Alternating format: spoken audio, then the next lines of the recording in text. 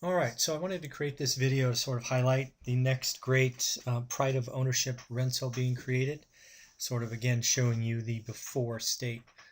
But I really wanted to highlight in this video why getting a pride of ownership rental is the right thing to do for busy professionals who either have too much cash in the bank or maybe very dependent on the stock market via individual stocks or mutual funds or whatever, right? So it's very clear the market is at least close to the top in the stock market, and I've lived through 3 or 4 bear markets where it can sort of tear your portfolio in half. So I wanted to create this video for those individuals that are looking for a better way. So as always, we go over the goals. First, we're just going to take a look. I think it's 6 different pictures and sort of give you the rundown for this next great house and the plans for it, and what we're going to be doing with it. Talk about why I think you need for 4. It's a mantra that I'm starting to push out there. If I can help more and more individuals get to 4, I will have helped them win what I call the race. Because I think if you had 4 rentals and you did 15 or 30 years with them, you're going to be in a much better financial position. You don't have to stop at 4, but I think everybody that I'm talking to should be able to get to 4 cash flow rentals. Very low stress, very conservative, in a conservative way. I got some questions for you because I am curious what's stopping you. I have some ideas and some thoughts there, but if there's others, please leave a comment below. If you don't want to, send me an email. My email address is always on the first and last slide, so you can reach out to me there. And then again, if you want to talk, just sort of create your individual plan, because I think that's the important thing about this race that I'm talking about is you're racing yourself. There's nobody else on the track. It's think about a car race. Right, you'll go around at whatever speed you're comfortable with, right? If you're, comfortable going 55, go 55. If you want to go 100, go 100. If you want to go 150 miles an hour, go 150. It's again your race. So we'll talk about that. So first up, we're going to look at the pictures. This is what I do, right? I buy slumlord properties, right? Properties that have not been well cared for. They're not in good shape, and then I spend a significant amount of money turning them into pride of ownerships and things that I'd be happy to add to my portfolio. But again, setting up to be conservative investments for my investors that are just getting started. So here's the exterior of the house. It's actually like a light brown mustardy color. It has this horrible kind of chicken wire fence in front of it. But it's an old Craftsman, cute, has lots of appeal to it in the area.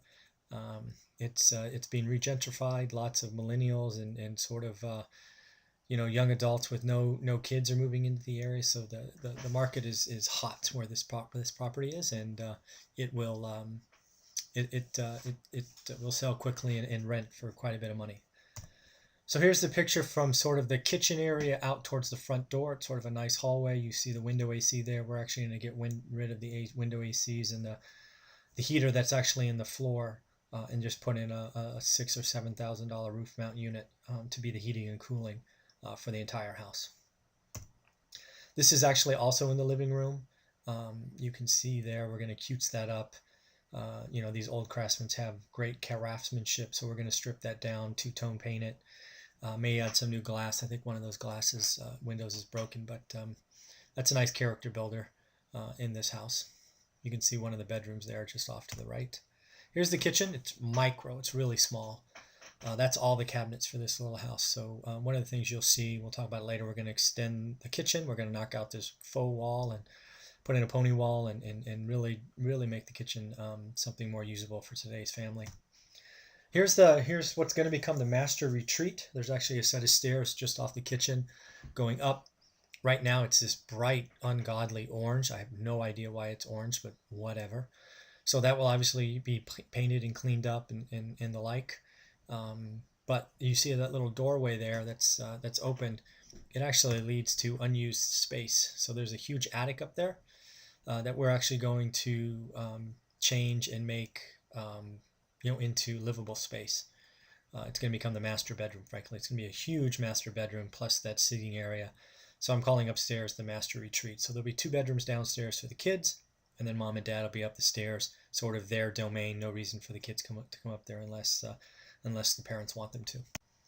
So this is the plan, right? We're going to do new everything, just like we do all the time. New floor, paint, kitchen, bath, ACs, windows, everything will be new. This is probably a $50,000 budget for this one, because again, it's everything's going to be swapped out and changed. We are also going to be expanding the kitchen, which means getting rid of a wall and all of that.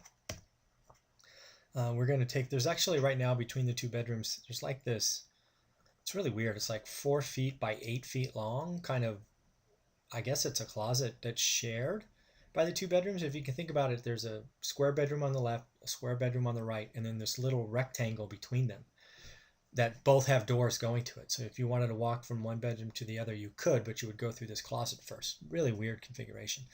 So we're actually going to close it off and make one, we're basically going to divide it in half and make it a walk-in closet for one and a walk-in closet for the other, and no longer can the bedrooms, be walk-in together. So a lot more privacy that way also in today's world. That's what everybody wants.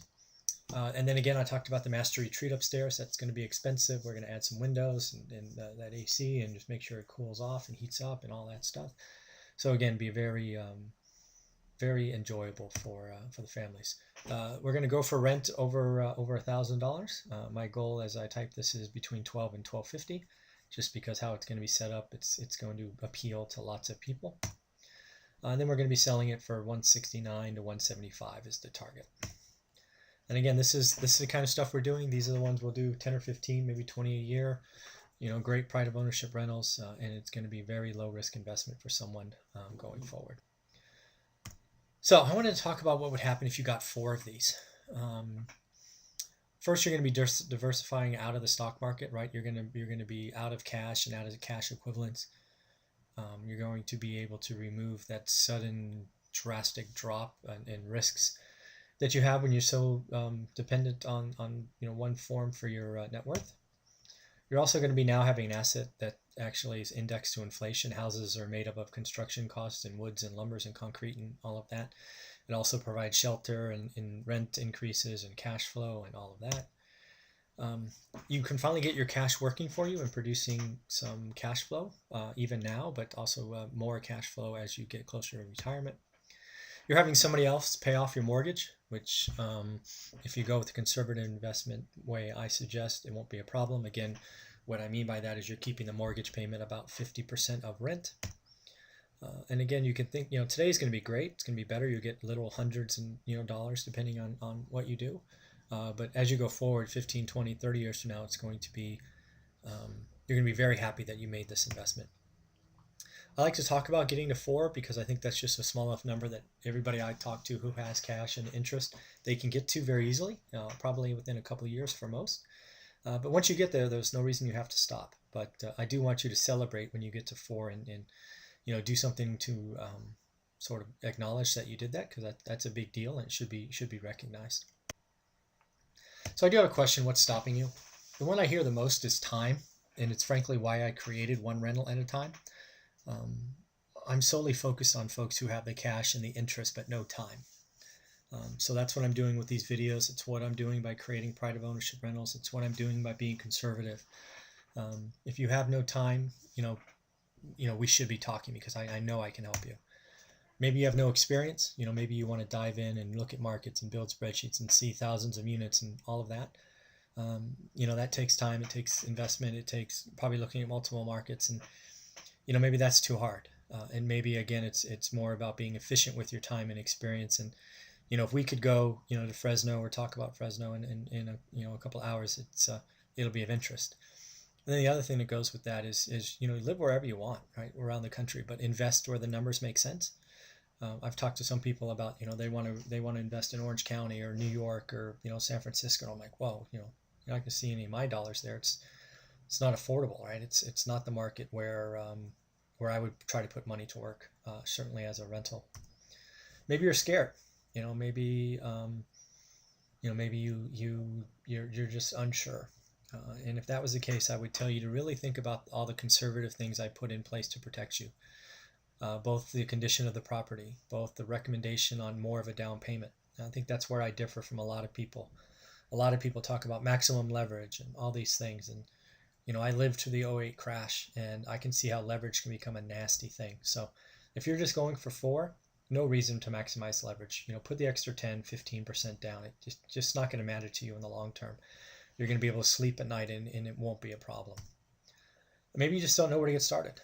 If that's the case, I'm one phone call away, one email away. We should talk, brainstorm. Even if you don't want to invest in Fresno, I help everybody that reaches out. We could talk, or at least communicate over email very easily. And then if you want to get started, just if you happen to have my number, pick it up, give me a call. If you don't, you have my email. It's on the front of every and last page of all these presentations I do. It's just mzuber@onerental@a-time.com. We can create a plan that's good for you. For some of you, it's going to be a 1-year plan. Maybe you can get to 4 rentals in a year, right? You have RSU money or stock money or commission money, or maybe you saved forever and you're ready to go. I think a lot of people will do good with a 2-year plan, right? One every 5 or 6 months. Where some people it's maybe 4 years, right? It's 1 a year. It doesn't matter, right? Something about the race and the plan that I want you on, it's your race. There's not a single car on the track other than you. So you're only competing with yourself, and you go as fast or slow as you want. In the end, it just doesn't matter how long it takes, as long as you get started. And I want to help you with the low risk pride of ownership rentals.